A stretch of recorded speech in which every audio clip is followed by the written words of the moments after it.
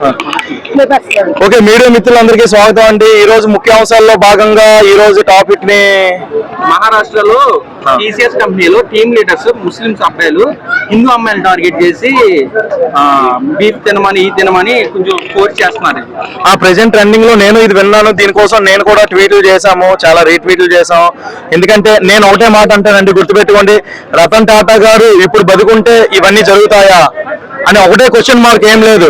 రతన్ టాటా గారు బతికుంటే ఇవన్నీ జరిగే ఆస్కారం ఉందా అని నేను మాట్లాడుతున్నాను.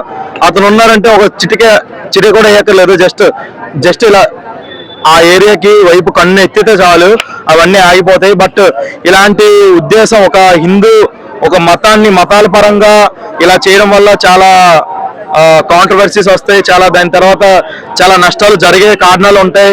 ఈ పొద్దున్న ఈ రోజు మీరు అయిపోవచ్చు, రేపంటూ మాకు ఉంటుంది. హిందువులంతా ఒకటి అయ్యారు అంటే ఒక హైందవ ధర్మాన్ని కాపాడుకుంటా చేస్తున్న, అది ఎవరైనా కావచ్చు, ఒక ముస్లిం కావచ్చు, ఇంకో సోదరులు ఎవరైనా కావచ్చు. నేను ఇప్పటికీ చెప్తున్నాను, సోదరులనే మాట్లాడుతున్నాను, ఎవరిని తక్కువ చేయట్లేదు. మీరు కూడా అదే గుర్తు పెట్టుకొని, మైండ్ లో పెట్టుకొని ప్రతి ఒక్కరిని గౌరవం ఇవ్వండి. హిందూ మీది ఏ జాతి అయితే ఆ జాతిని మీరు గౌరవించుకోండి, దాన్ని హైలైట్ చేసుకొని దాన్నే సలాం కొట్టండి, తప్పులేదు. కానీ మిగతా వాళ్ళని బురద జల్లే అవకాశాల్లోకి వెళ్ళారంటే దీనికి పరిణామాలు వేరేగా ఉంటాయని ఇదే మీడియాగా చెప్తున్నాను. గుర్తుపెట్టుకోండి, అది ఆ వ్యాఖ్యలు ఎవరు చేసినా ఎక్కడ చేసినా అది నాసిక్ లో చేశారంటున్నారు. ఎక్కడండి? నాసిక్ లో చేశారంటున్నారు. నీకు దమ్ముంటే నేను హైదరాబాద్ రోడ్ నెంబర్ యూసఫ్ కూడా మధురా నగర్ పిల్లర్ నెంబర్ 1495 నా ఆఫీస్ ఉంది. నీకు దమ్ముంటే ఆ బ్రీఫ్ పట్టుకొని నా దగ్గరికి రా, అదే ప్లేట్ పట్టుకొని రా, నేను పాడ్కాస్ట్ చేస్తాను, నువ్వా నేనా తేల్చుకుందాం. Pillar number 1495 Madhura Nagar. ఓకేనా? ముస్లిం సభ్యులు ఇంతలా హిందూ అమ్మాయిల్ని టార్గెట్ చేయడానికి ఏంటంటారు కారణం? అసలు హిందూ అమ్మాయిల మీద ఇంతలా చాలా చూస్తున్నాం న్యూస్ లో, ఇప్పుడు చాలా జరుగుతున్నాయి ఈ టాపిక్. నేను హైదరాబాద్ లో ఉంటున్నాను. ప్రతి ముస్లిం సోదరుడు మొహం చూడకపోతే మాకు రోజు గడవదు అనేది నేను గర్వంగా చెప్పుకుంటాను. నా ఈ గడ్డం చూసి కూడా చాలా మంది ఆదివారం నాకు లిఫ్ట్ ఇవ్వండి అంటే చాలా మంది మసీద్ దగ్గర దించిన రోజులు కూడా ఉన్నాయి. అలా అని నేను ఎవరికి అనలేదు, ఎందుకంటే మేము హిందువులుగా అన్ని జాతుల్ని అన్ని మతాల్ని గౌరవిస్తాం. మీరు కూడా చేస్తే మంచిదని నేను చెప్తున్నాను. అది కాదు ఇది కాదు ఇచ్చేస్తాం అంటే ఏముండదు, లాస్ట్ కి బూడి మిగులుతుంది. ఎవరికి ఎలా తగలబెడతా తెలియదు. హిందువులు నమ్మారంటే ప్రాణాలు ఇస్తారు, నమ్మకం పోయిందా, తేడా వచ్చిందా, ప్రాణాలు తీయడానికి కూడా వెనకాడరని ఇదే సభాముఖంగా చెప్తున్నాను. ఆ క్యాండిడేట్స్ ఎవరో అనేది మీరు ఆ నేమ్స్ కానీ వాళ్ళ డేటా కానీ ఇస్తే వాళ్ళకి తగిన చర్యలు తీసుకోవడానికి నేను ముందుగా ఒక హ్యూమన్ బీయింగ్ గా ఒక స్టూడెంట్ వెల్ఫేర్ ఒక అసోసియేషన్ లో మెంబర్ గా నేను ముందుండి ఆ సంస్థలో చేసిన వాళ్ళ మీద తగిన చర్యలు తీసుకోవడానికి నేను ముందుండి కష్టపడతానని చెప్తున్నాను.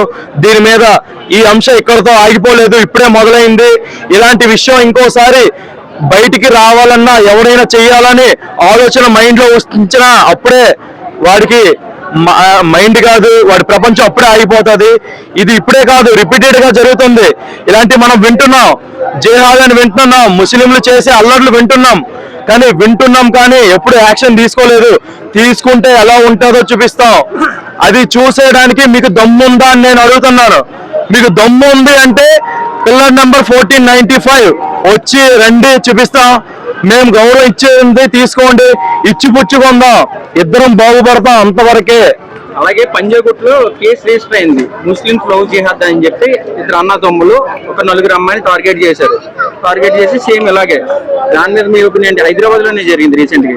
అదే అండి, ఇప్పుడు చెప్తున్నా కదా, ముస్లిం చేసే అల్లరిని మన హిందువులు ఇంకా సపోర్ట్ చేస్తున్నారు.